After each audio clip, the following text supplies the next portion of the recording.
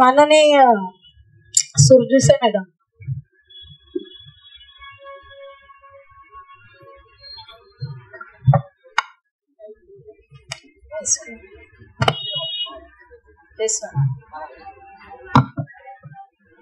Thank you ताई.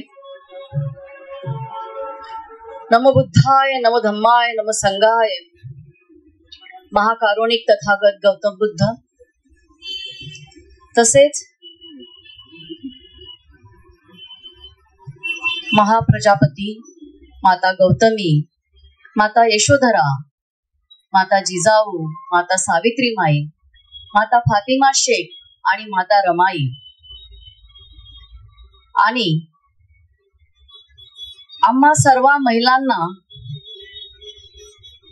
शिक्षणाचे दार उघड्या करणारे ज्ञान मिळवण्यासाठी जे लढलेत ते क्रांतीसूर्य महात्मा ज्योतिबा फुले, आणि जे हक्क आम्हाला संविधानामध्ये मिळवून दिले ते संविधान निर्माते परमपूज्य डॉक्टर बाबासाहेब आंबेडकर यांना मी त्रिवार वंदन करते. आजच्या या विचार मंचावर उपस्थित असलेल्या कार्यक्रमाच्या उद्घाटक आयुष्यमती प्राध्यापक डॉक्टर सरोजताई आगलावे, अध्यक्षा निशाताई विनोद रामटेके,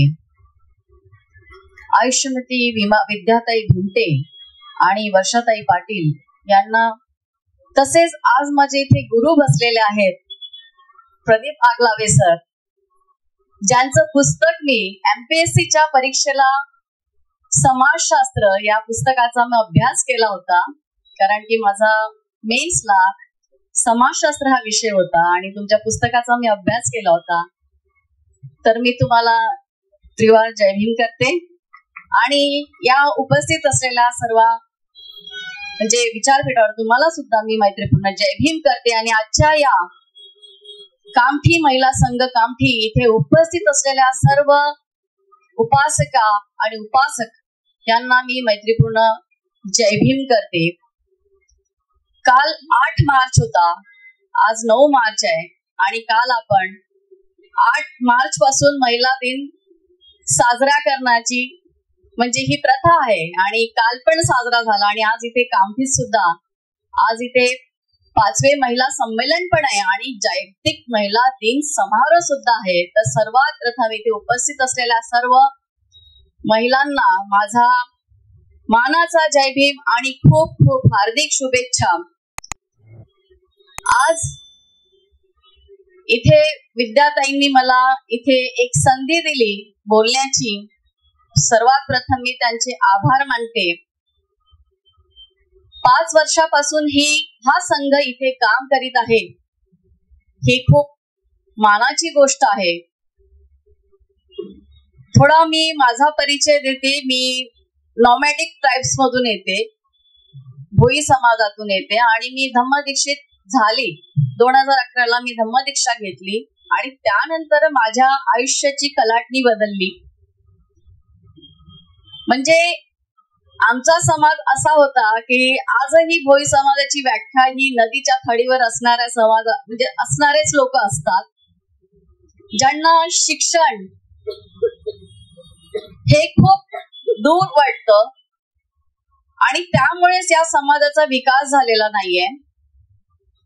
डॉक्टर बाबासाहेब आंबेडकरांनी जेव्हा धम्मदीक्षा 14 ऑक्टोबर 1956 रोजी आपल्याला दीक्षाभूमीला दिली आणि त्यानंतर या समाजाची जी भरारी झालेली आहे प्रत्येक क्षेत्रात आर्थिक, राजकीय आणि सामाजिक पातळीवर सुद्धा, ती भरारी पाहून जेव्हा मी MPSCचा अभ्यास करत होते तेव्हाच मला या महामानवांची ओळख झाली आणि त्या अभ्यासा अंतर्गत सावित्रीमाई काय होते, काय कार्य केले हे जाणले. म्हणजे आमच्या घरामध्ये बाबासाहेब म्हटले की एक अशा विविध समाजामध्ये बाबासाहेब म्हटले की थोडासा त्यांचं डोकं कुठेतरी सरकतं आणि परंतु अजूनही तो जो अज्ञान, मी तर त्यांना अज्ञान म्हणेल, की खर तर आज इथे उपस्थित असलेल्या इथे आपल्याला महिला ताई इथे दिसत, PSI ताई आहेत इथे, ज्यांनी आज खाकी वर्दी घातलेली आहे. आणि मला असं वाटत आहे खाकी वर्दी घालण्याचं जे श्रेय आहे ते फक्त परमपूज्य डॉक्टर बाबासाहेब आंबेडकरांना आहे, ज्यांच्यामुळे आम्हाला कलम 15 आणि 16 मुळे एक लिंगभेद समानता मिळालेली आहे आणि शिक्षणाचा अधिकार मिळालेला आहे. जर आज आपण शिक्षित झालो नसतं तर या स्थळावर पोहोचलंच नसतं, मला असं वाटतं. कारण की जी काही मंडळी होती आपल्या देशामध्ये, त्या देशामध्ये महिलांना कुठलेच अधिकार नसावे, तिला ज्ञान घेण्याचा अधिकार नसावा, असं हे पुराणामध्ये लिहून ठेवलं होतं. जर महिलांनी अधिकार म्हणजे महिला जर शिकली तर कुठेतरी आपल्या समाजामध्ये काहीतरी वाईट घडेल अशी भावना होती. परंतु जरी मला माझ्या आईने जन्म दिला असेल, परंतु मला असं वाटते की मला घडवणारी खरी क्रांती माता सावित्रीमाई आहे, जिच्यामुळेच घरी विविध लोकांशी भांडून मी शिक्षण घेतले. माझं BTech झालेलं आहे आणि आता काही वर्षापूर्वी BEd केलेलं आहे आणि आता MA इंग्लिश लिटरेचर मध्ये माझं MA झालेलं आहे. तर शिक्षणामुळेच माणसाची प्रगती होते हे माझ्या डोक्यात घुसलं होतं. आणि त्याच धर्तीवर आज मी 12 वर्ष लेक्चरशिप केली आणि त्यानंतर धम्मदीक्षित झाल्यानंतर मी माझं स्वतःच 2017 पासून एक ब्लू ड्रीम कॉन्व्हेंट असे एक स्कूल चालवते, प्री प्रायमरी स्कूल चालवते खापरी पुनर्वसनाला. आणि ते धम्माचे संस्कार लहान मुलांमध्ये कसे जातील या गोष्टीवर ते स्कूल मी चालवत आहे. आज एक ब्रांच माझी इथे नागपूरला आहे आणि एक दुसरी ब्रांच वर्धा येथे प्री प्रायमरी सुरू आहे. म्हणजे मला असं वाटतं, जेव्हा मी धम्मदीक्षित झाले त्यानंतरच सगळ्या पुस्तकांचा म्हणजे अख्खे 2 वर्ष मी पुस्तकं वाचली, सगळ्यांची पुस्तकं वाचली, संविधान वाचलं. आणि तथागत बुद्ध विहारामध्ये जे काशीनगरला आहे तिथे संडे स्कूल चालायचा. त्या संडे स्कूलमध्ये दर रविवारी प्रबोधन व्हायचं आणि त्या संडे स्कूलमध्ये विविध या समाजातील मान्यवर तिथे प्रबोधन करायचे. आणि त्या प्रबोधनानेच असा बदल घडला की माणूस म्हणजे जर माणसामध्ये धम्माचे संस्कार, जर आपण आज म्हणतोय की आज तुम्ही प्रबुद्ध भारतचा नारा दिला, इथे बाबासाहेबांचं स्वप्न होते की भारत हा बौद्धमय झाला पाहिजे आणि आज प्रबुद्ध भारत करण्यासाठी मला असं वाटतं की धम्माचे संस्कार हे आपण मोठ्या माणसांना देऊन चालणार नाही, तर धम्माचे संस्कार आपल्याला लहान मुलांमध्येच घडवावे लागेल. जोपर्यंत आपण धम्माचे संस्कार लहान मुलांमध्ये आणत नाही तोपर्यंत ज्या काही गोष्टीसाठी आज आपण भांडत आहोत, सामाजिक पातळीवर भांडत आहोत, राजकीय पटलावर आपण आज भांडत आहोत, आर्थिक पटलावर आपण ज्या भांडत आहोत, त्या गोष्टीसाठी मला असं वाटते की समोर येणारी जी आपली पुढील पिढी आहे ती धम्म संस्कारित असावी, जेणेकरून त्यांना तिथे हार मानावी लागेल. मी हा आता जस्ट परिसर बघितला, म्हणजे मी विचारलं की ताई असं इथे का आहे, उबड खाबड आहे, तर ताई म्हणाले की नाही काम सुरू आहे. नाहीतर मी म्हटलं की इथे पण एक पहल मारावी आपण की काय करायला पाहिजे.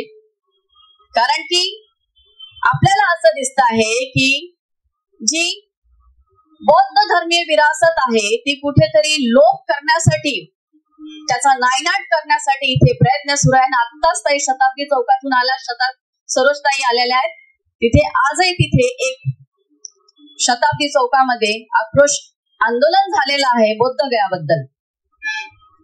असे विविध प्रश्न आपल्या समाजामध्ये आहेत की आपल्याला प्रत्येक गोष्टीसाठी भांडावं लागतं. मी विविध संस्थेमध्ये काम करते. एक संघर्ष समिती आहे जी दीनानाथ वाघमारे सरांची आहे त्याच्यामध्ये मी काम करते, जी महिलांसाठी आणि भोई समाजातील लोकांसाठी शिक्षणाचा प्रसार करण्यासाठी, तसेच जे शाळा बाह्य विद्यार्थी असतात त्यांच्यासाठी कार्य करते. त्यानंतर युवा ग्रॅज्युएट फोरम अंतर्गत एका राजकीय पटलावर सुद्धा मी सिनेटचं 2022 ला इलेक्शन्स लढलेले आहेत. तिथे मी हारले, पण इलेक्शन कसं असतं ते शिकलेत. म्हणजे माझी फक्त शिकण्याची प्रोसेस आता जस्ट सुरू आहे. म्हणजे मी खूप ज्ञानी पंडित नाहीये, म्हणजे खूप अभ्यास केलेला नाही, पण मला असं वाटतं की माझ्या आयुष्यामध्ये जे जे अनुभव मला मिळालेले आहेत त्याच्यातूनच मी बोलते आहे. तर आज आपण जो जागतिक महिला दिवस साजरा करत आहोत त्यामागे काहीतरी हिस्ट्री आहे. आणि ती हिस्ट्री म्हणजे की 1909 मध्ये न्यूयॉर्क मध्ये काही अशा महिला होत्या, ज्या कामगार महिला होत्या, ज्या महिलांना पूर्ण वेतन मिळत नव्हतं. पुरुषांनी इतकीच ते मेहनत करत होते, पण पूर्ण वेतन त्यांना मिळत नव्हतं. त्या वेतनासाठी आणि वोटच्या अधिकारासाठी त्यांनी 15,000 महिलांनी तिथे संघर्ष केला, आंदोलन केलं. आणि त्यानंतर ते आंदोलन जिंकल्यानंतर त्यानंतर ह्या महिलांच्या त्या कामगिरीसाठी, त्यांचा सन्मान करण्यासाठी आपण जागतिक महिला दिन हा 1975 पासून सुरू झाला जागतिक लेवलवर. आणि त्यानंतर जसे जसा आपला बुद्ध समाज शिक्षित होत गेलेला, आणि त्यानंतर अशी ही परंपरा लागली की आपण आता विविध उपक्रम राबवून, जसा आपण सण साजरा करत नसतो तर विविध उपक्रम राबवतो आणि त्या अंतर्गत हे या सगळ्या गोष्टी सेलिब्रेट करतो. आज इथे खूप सुंदर ताई इथे बसून आहेत. मला वाटते त्यांचे विविध प्रोग्राम्स इथे आयोजित केलेले आहेत. तर या सगळ्या गोष्टीमधून आपण आनंद तर मिळवतोच, परंतु आपल्यावर काही सामाजिक बांधिलकी आहे की ज्या महामानवांनी आपली अपत्य म्हणजे या देशावर लुटून, आपल्यावर लुटून, ज्या रमाईने फाटके लुगडे घातले आणि त्या फाटक्या लुगड्याच्या ठिगळ्यावर आज आपण नवीन साडी घालून इथे मिरवत आहोत, त्यांच्या प्रती मला असं वाटतं की त्यांनी जे दिलेले मार्ग आहेत त्या मार्गावर आपण चालावं. जोपर्यंत आपण त्या मार्गावर चालणार नाही तोपर्यंत आपला इतिहास इथे बनणार नाही. जो बौद्ध इतिहास होता इथे, तो बौद्ध इतिहासाला तडे देण्यासाठी इथे फौज निर्माण झालेली आहे. आम्हाला काही नको, आम्हाला काय हवे आहे की इथे संविधानिक जी मूल्ये बाबासाहेबांनी आपल्या घटनेमध्ये ठेवलेली आहे, त्या घटनेची कुठलीही पायमल्ली न होता त्या घटनेची मूल्ये इथे सर्व क्षेत्रामध्ये, सामाजिक क्षेत्रात आणि राजकीय क्षेत्रात तसेच आर्थिक क्षेत्रामध्ये इथे राबवावी. जी संरचना आहे, जेव्हा तुम्ही खरंच भारताची राज्यघटना घरी वाचून बघाल, मला असं वाटतं की आपण 365 दिवस एक पेज वाचत जावं आणि त्याच्यावर आपल्याच घरी आपण त्यावर विचार विनिमय करावा. खरं तर नागरिक शास्त्र हा विषय इथे एक कंपल्सरी विषय असायला पाहिजे, जे की टेक्निकल लोकांना तो शिकायला मिळत नाही, कारण की 10वी पर्यंतच नागरिक शास्त्राचा छोटासा सिलेबस असतो, ज्यामध्ये आपल्याला भारताचे म्हणजे आपले भारतीय नागरिकांचे आपल्याला मूलभूत हक्क, मार्गदर्शक तत्वे हे सगळं दिलेलं असतं. परंतु ती इतकी छोटी सिलेबस असते की ती फक्त 10वी पर्यंतच आपल्याला शिकायला मिळते. खरं तर माणूस इथे जेव्हा भारतामध्ये जगतो, त्या माणसाला किंवा जेव्हा तो भारतीय नागरिक म्हणून जगतो, तो भारतीय नागरिक असल्यावर त्याला कुठले अधिकार आणि त्याची कुठली कर्तव्य आहे, ही मला असं वाटते की त्याच्या अभ्यासक्रमामध्ये, कारण की आपण अभ्यासानेच समोर जातो आणि त्या अभ्यासक्रमामध्ये अशी ठासून भरलेली हवी. त्याची मोठे पुस्तके असावी. एक मूलभूत कर्तव्यावर आपली एखादी पुस्तक असावी आणि ती मला असं वाटतं की सिलेबस मध्ये असावी. कारण की जे आपल्यावर विविध अत्याचार होतात किंवा कुठेतरी आपण माणूस म्हणून फसवलं जातो, त्यासाठी आपलं संविधानिक ज्ञान मला असं वाटतं अपुरं पडतं. आपल्याला न्यायालयीन लढाईसाठी सुद्धा आपलं ज्ञान अपुरं पडतं. म्हणजे साधा कॉमन म्हणजे साधा एखादा मनुष्य, त्याच्यावर जर कुठे अत्याचार होत असला किंवा कुठे एखाद्या मुलीवर अत्याचार होत असला तर त्या ठिकाणी आवाज उचलण्यासाठी तिच्यामध्ये तितकी हिंमत नसते, कारण की ते ज्ञान जे आहे नागरिक शास्त्राचं ते अपुरं आहे. त्याच्यामुळे आपण कुठेतरी भीतो आणि थोडे नमतो आणि त्याच्यामुळे समोरच्याची हिंमत तशी वाढत जाते. आजच्या या जागतिक महिला दिनी आपण सर्वच बघितलं की आपल्याला कुठलाही लढा द्यावा लागला नाही, आपण कोणतीही लढाई दिली नाही, परंतु बाबासाहेबांनी सगळ्या या ज्या येथे भगिनी बसलेल्या आहेत, माझ्या आया बसल्या आहेत, बहिणी बसलेल्या आहेत, त्यांना सर्वांना बाबासाहेबांनी त्यांच्या म्हणजे ओटी भरतात ना, त्याप्रमाणे सर्व अधिकाराची ओटी त्यांनी भरून दिलेली आहे. आणि मला असं वाटतं की सर्व भारतातील महिलांचं ज्या कुणी ज्या क्षेत्रामध्ये अव्वल असतील त्याचं सर्वांचं श्रेय फक्त डॉक्टर बाबासाहेब आंबेडकरांना जातं, ज्याच्यामुळे हिंदू कोड बिल आलं. असा एक पुरुष की जो हिंदू कोड बिल लागू करण्यासाठी सतत प्रयत्नशील राहिला, शेवटी त्याला तिथे राजीनामा द्यावा लागला आणि शेवटी काही तिथले कलम तिथे रुजू झाली आणि आज इथे सर्व महिला मोठ्या सन्मानाने आणि संविधानिक अधिकार आपले वापरून इथे जगत आहेत आणि दिमागाने चालत आहेत. तर त्यांचं सर्व श्रेय मला असं वाटते परमपूज्य डॉक्टर बाबासाहेब आंबेडकरांना असावं. आणि मला असं वाटतं की भारतातील प्रत्येक स्त्री बाबासाहेबांना नतमस्तक व्हावी, या बाबांना नतमस्तक व्हावे की ज्या बाबांना जे आता बाबा आपल्याला वेगवेगळ्या ठिकाणी अतिशय वेगवेगळे बाबा इथे निर्माण होऊन आले भारतामध्ये आणि त्या बाबांकडे सर्वात जास्त महिलांची संख्या असते, तिथे कधीही पुरुष आपल्याला जास्त दिसत नाही. तर मला असं वाटतं की त्या महिलांना त्या बाबांकडे जाण्यापेक्षा आपल्या बाबासाहेबांनी जे पुस्तक आपल्या संविधानिक अधिकार दिले ते वाचण्याची फार गरज आहे. आणि सोबतच मला असं वाटते की बौद्ध महिलांनी आपला धम्म कसा समोर प्रसार कसा होईल याच्यासाठी लढा दिला पाहिजे.